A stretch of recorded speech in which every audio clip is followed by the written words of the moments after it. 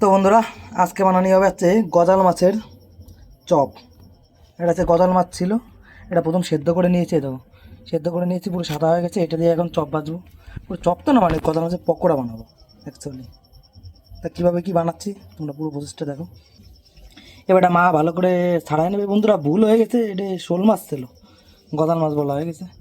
এখন ভালো করে কাঁটাগুলো বাছে নিতে হবে। আর বড়ো মাছ তো, বড়ো মাছের কাঁটা নেই। শোল মাছটা 4 থেকে 500 গ্রাম, 500 গ্রামের একটু বেশি ছিল ওয়েট। এটা এখন ভালো করে কাঁটাগুলো বেছে নেবো, কারণ সেদ্ধ করা হয়ে গেছে। এমনিও শোল মাছে তেমন বেশি কাঁটা থাকে না, তেমন বেশি কাঁটা তো থাকে না, যার জন্য আমাদের বেশি কষ্ট হলো না। ওই কিছু কিছু হালকা পাতলা দুটো একটা কাঁটা, তাও যেইখানে আছে জয়েন্ট ছিল সেইখানে। এখন ভালো করে এটা ম্যাশ করে নিতে হবে।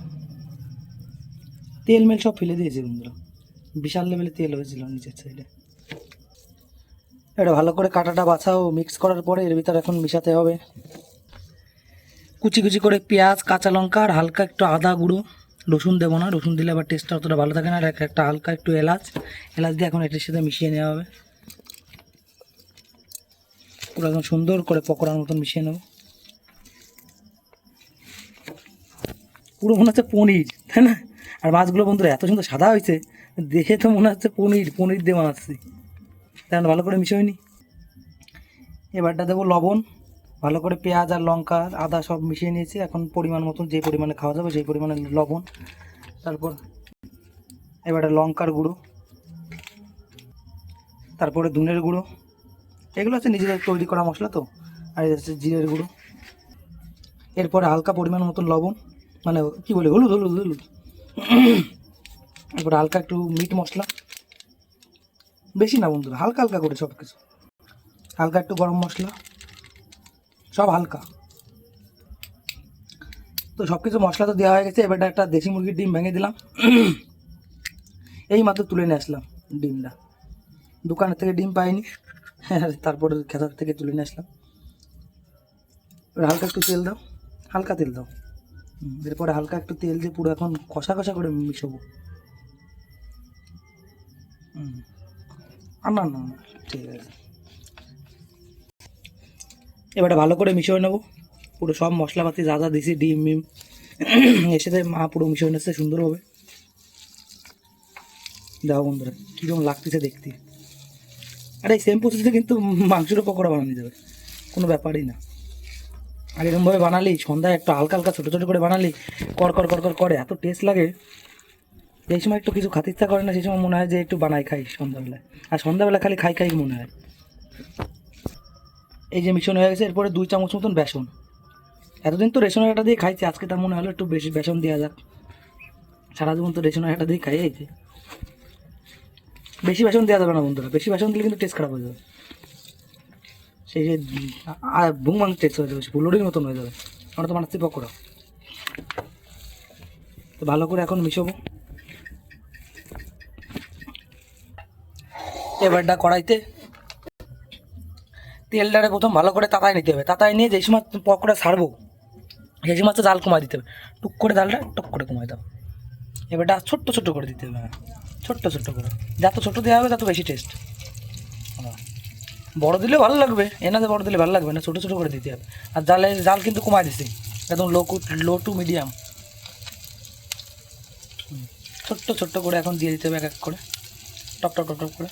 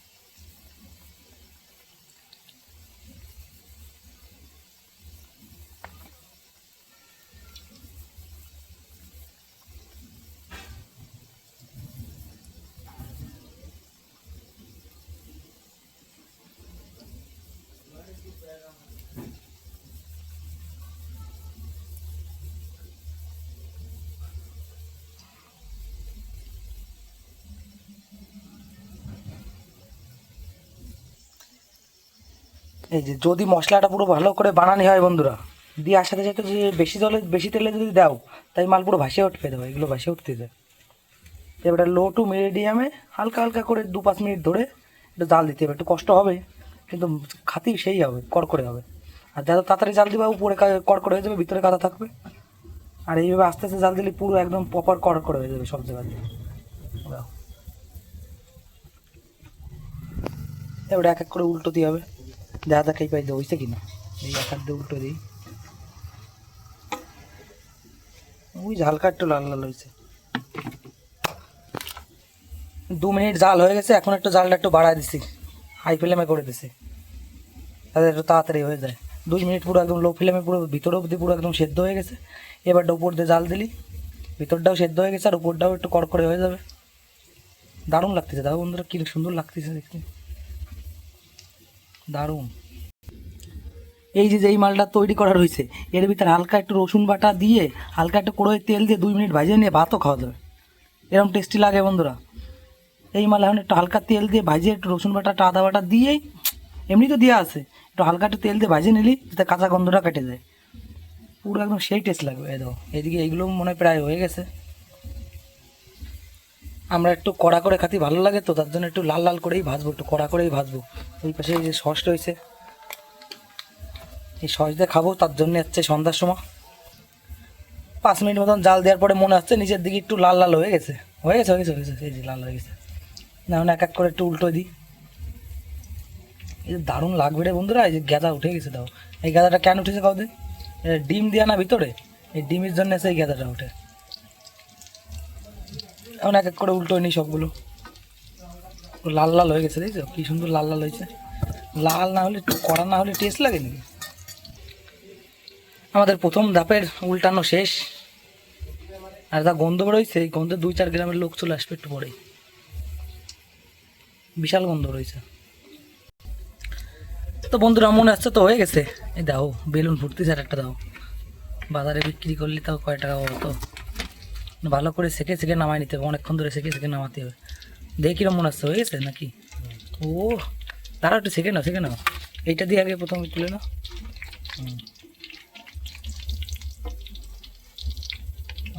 পুরো একদম সেই কালার আইছে। দোকান কি খুলবো একটা এই আমাদের কালীঘাট? বাহ,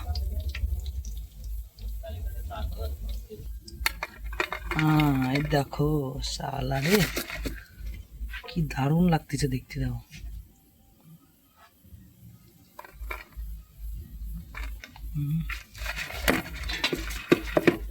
সুন্দর।